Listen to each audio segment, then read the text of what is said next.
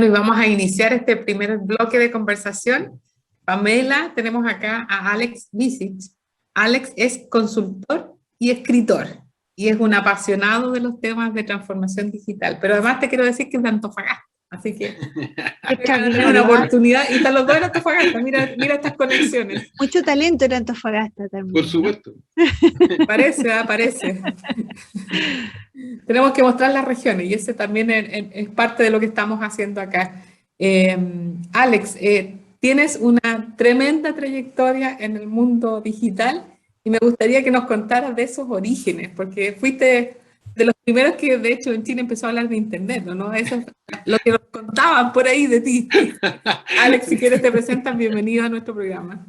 Claro, gracias Nancy, gracias Pamela por invitarme. Sí, bueno, yo lo cuento un poco en el libro, que lo cuento desde el privilegio, desde la suerte, no, tampoco le quiero agregar un mérito que no tengo, pero en realidad, como cualquier persona, un día fui a una entrevista laboral, porque a la gente se le olvida que antes no existía Internet. Entonces yo andaba buscando trabajo como cualquier persona, y me entrevistó una mujer que se llama Sally Pendersky, que justo hoy día estuve conversando con ella, y fue embajadora de Chile en Israel, así que la pueden googlear por ahí. Tuvo 6 años en la embajada de Israel después. Pero ella me entrevistó, y en el medio de la entrevista me dice si yo escuchaba hablar de una palabra que era Internet.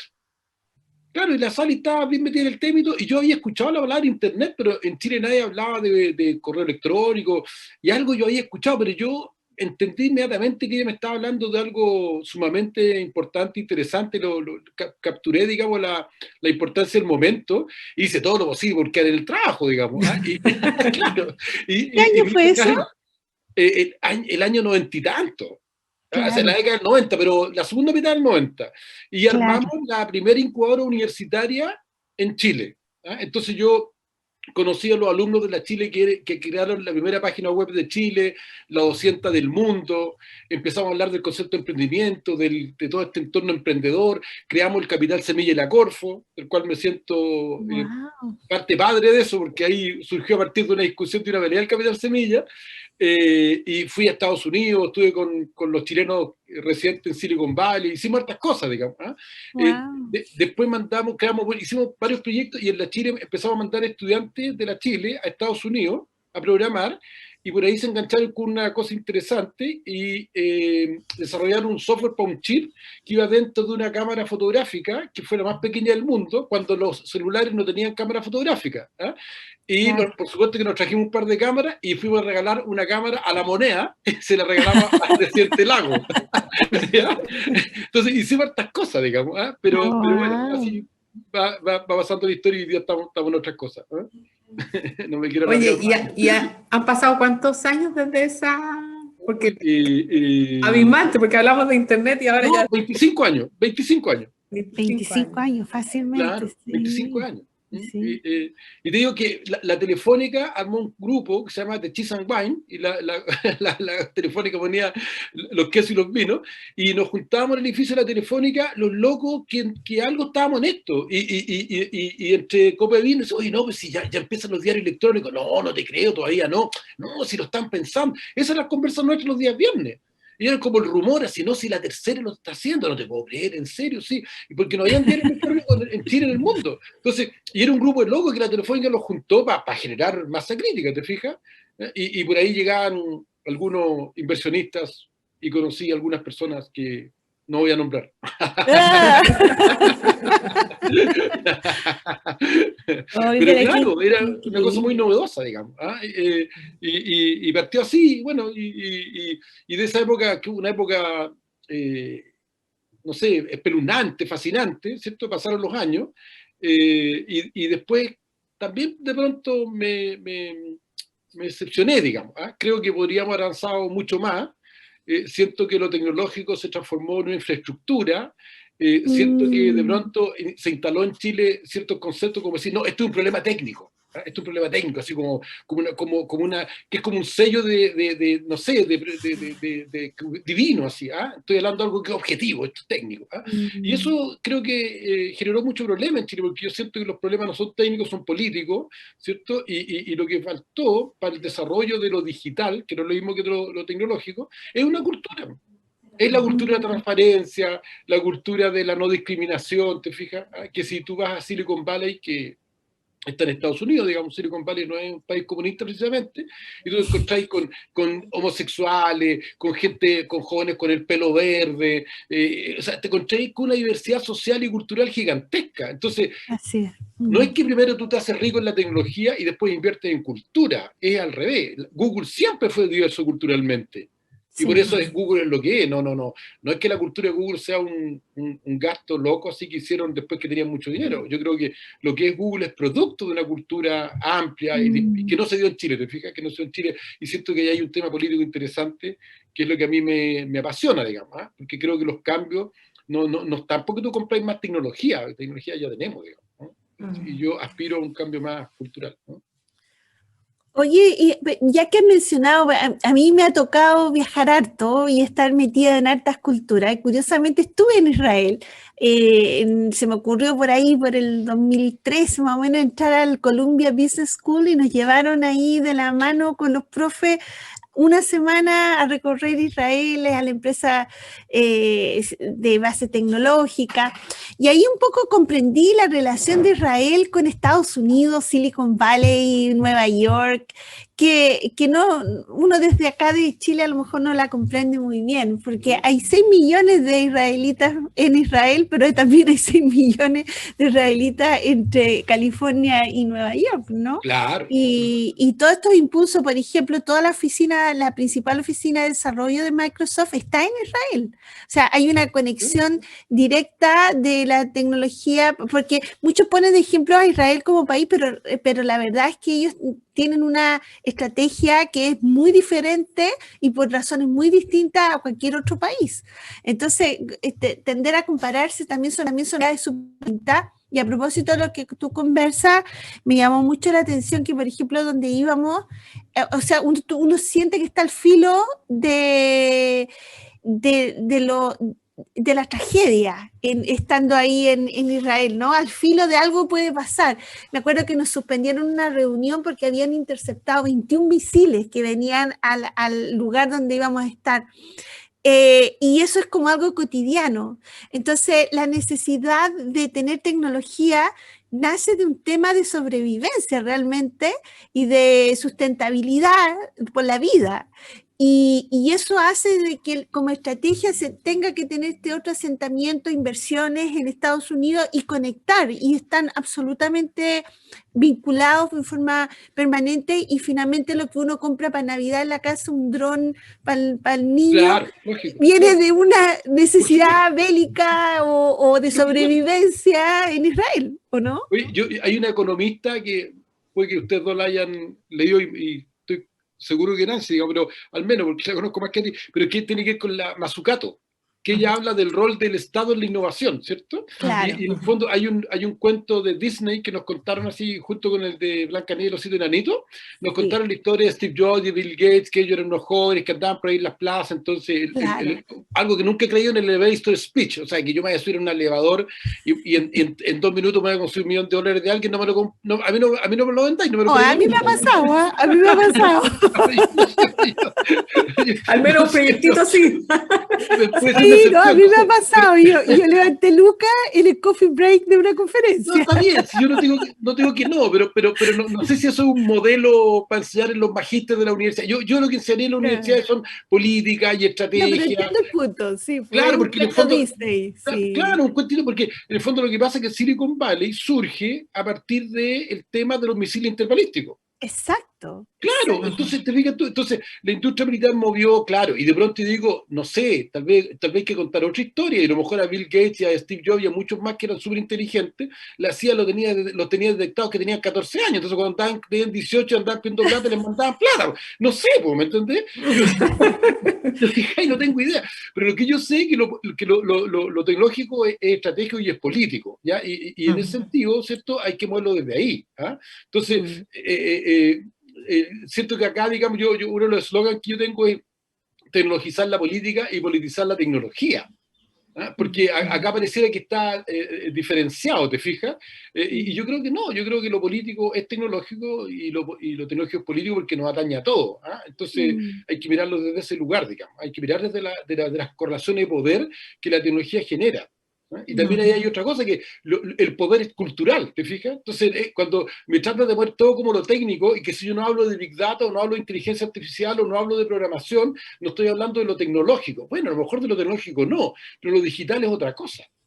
O sea, y yo estoy súper de acuerdo con esa mirada, porque a veces siento que en Chile se tiene esa mirada de que uno entra en ciencia y tecnología con una visión de ser más productivo, pero la verdad es que en muchos casos es una mirada muy estratégica. En los países desarrollados es estrategia, y es estrategia no solo de sobrevivencia, sino que de posicionamiento y de crecimiento, y es impensable algunas cosas que son tan estratégicas que pasen a manos de privados completamente, siendo capitalista, siendo un país capitalista.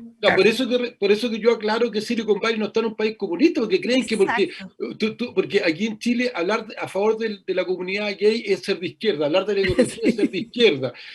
O sea, no entiendo, pues, si Estados Unidos nunca ha sido de izquierda, pues, ¿me entiendes? Entonces, ¿cómo? Entonces, ahí tú te das cuenta de una cultura que nos deja metidos en el siglo XIX y no nos deja avanzar. ¿Te fijas? Sí. Ahora, lo tecnológico está resuelto. Si la municipalidad de Vitacura tiene computadores, lo que falta ahí es cuál es la política de transparencia, ¿te fijas? ¿Cuál es el poder del ciudadano? Entonces hay elementos que tienen que ver con lo político para poder hacer un mundo digital, porque yo no saco nada con tener computadores si el ciudadano no puede reclamar frente a la corrupción. ¿Te fijas? Entonces, una sociedad digital es una sociedad que integra otras cosas. Sí. En ese sentido, insisto que para mí digital, yo digo, yo hago un desafío, yo digo, mira, una empresa mediana, digamos, pero digo, yo te subo las ventas.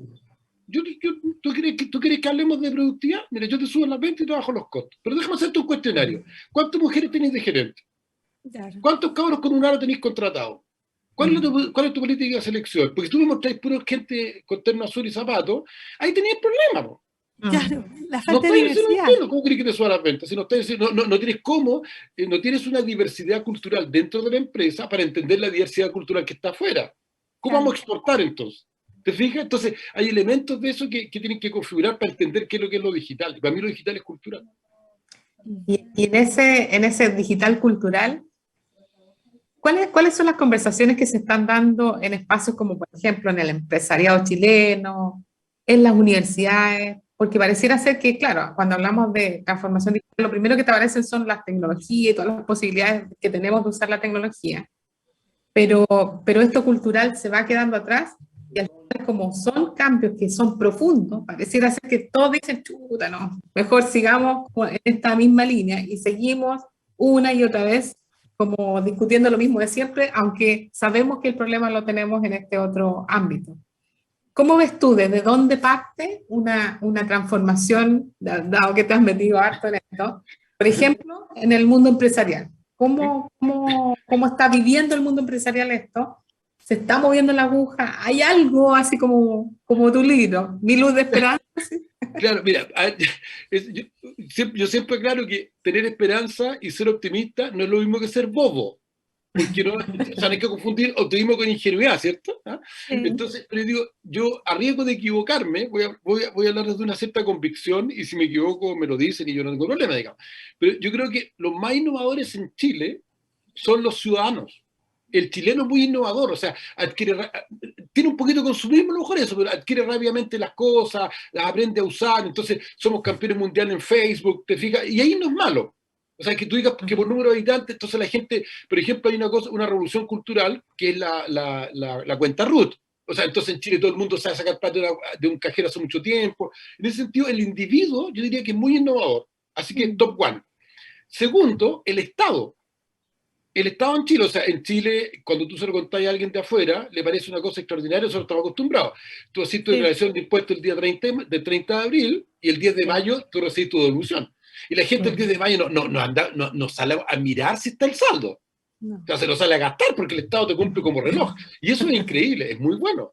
¿Te fijas? O sea, en Chile todavía, ahí el Estado ha hecho cosas, todavía se puede hacer mucho, pero siento yo que desde el aparato del Estado se han hecho cosas interesantes en impuesto interno, el Banco del Estado, los servicios de salud también creo que algo han hecho, y me parece interesante. Yo he ido a charlas de salud muy interesantes, donde habían expertos mundiales que felicitaban al Ministerio de Salud. O sea, creo que ahí hay cosas interesantes. Entonces, primero, ¿perdón?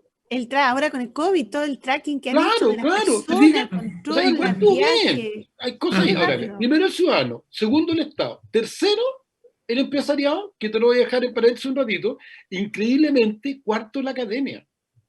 Ah, sí, Nancy, no. A mí, te prometo, a mí me aterroriza, lo quiero declarar, por favor, graben esto, me aterroriza el mundo universitario. Porque tú conversas con un rector y estás preocupado de cómo pagar los sueldos a fin de mes. Exacto. Es muy precario la mirada sobre, o sea, tú no tenés dónde, yo no tengo dónde ofrecer una charla que sea sobre educación siglo XXI. Organizémoslo cuando queráis.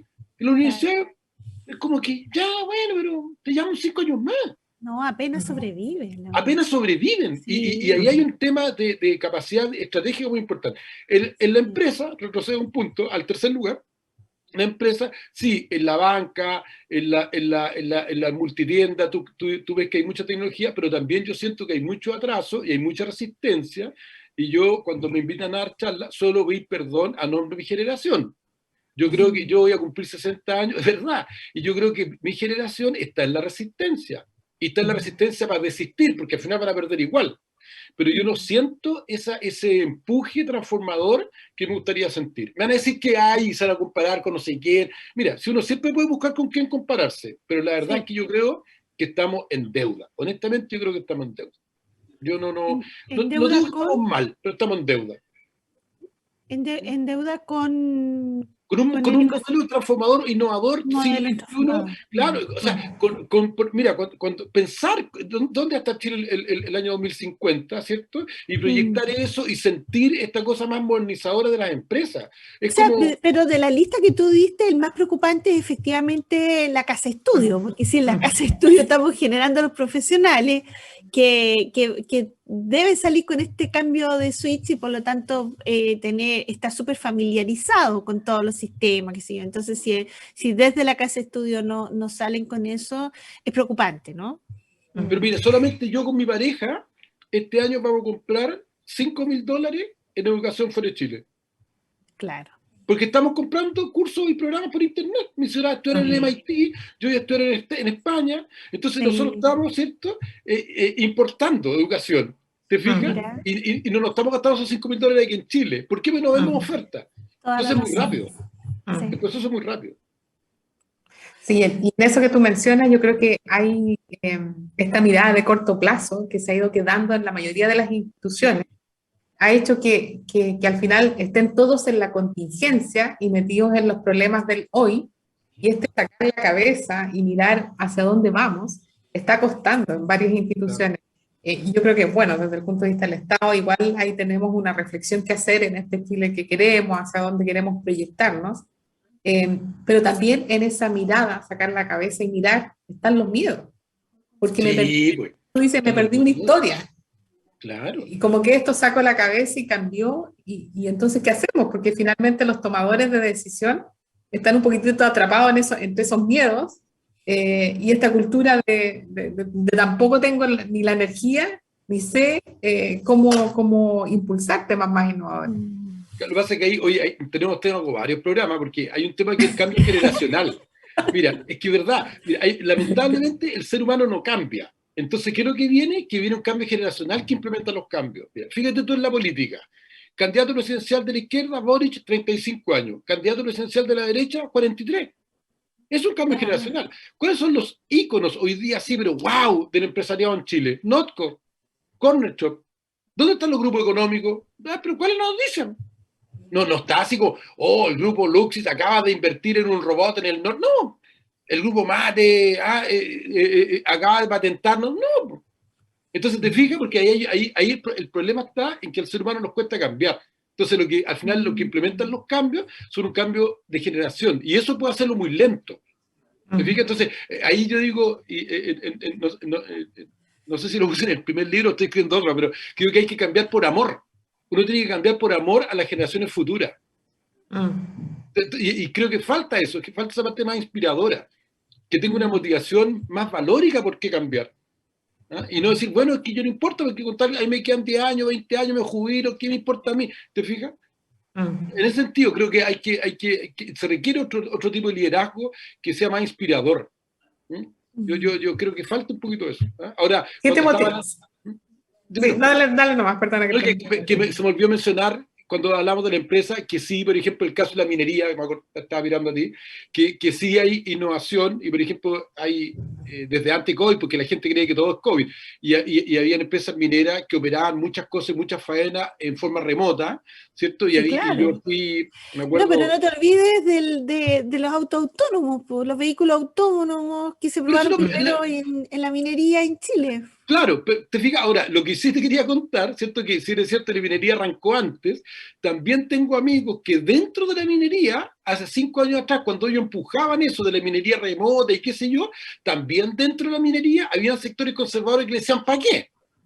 Claro, entonces el gerente porque que los sacó cambios adelante cuestan. Claro, es que lo que quiero decir es que a mí me gusta reconocer cuando hay que reconocer. Ese gerente que sacó hace 5 años atrás, no sé, da lo mismo, a lo mejor 10, y hizo algo de minería remota, lo hizo liderando, porque seguramente lo hizo como el salmón, contra la corriente. Contra la corriente, absolutamente.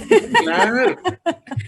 Oye, está tremendamente entretenida esta conversación y no me di cuenta y ya se nos fue el primer bloque. Ya se nos fue el tiempo. Sí, se nos fue. Y nos quedan no sé cuántas así como preguntas, porque todavía tenemos que entrar un poquitito en tu libro, queremos saber por qué te decidiste escribir, porque alguien que viene del mundo técnico, ¿no ve? En estos ámbitos. Así que a ver si en el segundo bloque hablamos un poquitito más de tu libro. Vamos a la pausa. Ya le volvemos. Vamos. No te quedes fuera. Conversaciones de minería y energía con Nancy Pérez y Pamela Chávez. Cada martes y viernes a las 15 horas. Recursos con perspectiva. Recursos con perspectiva. Somos divoxradio.com.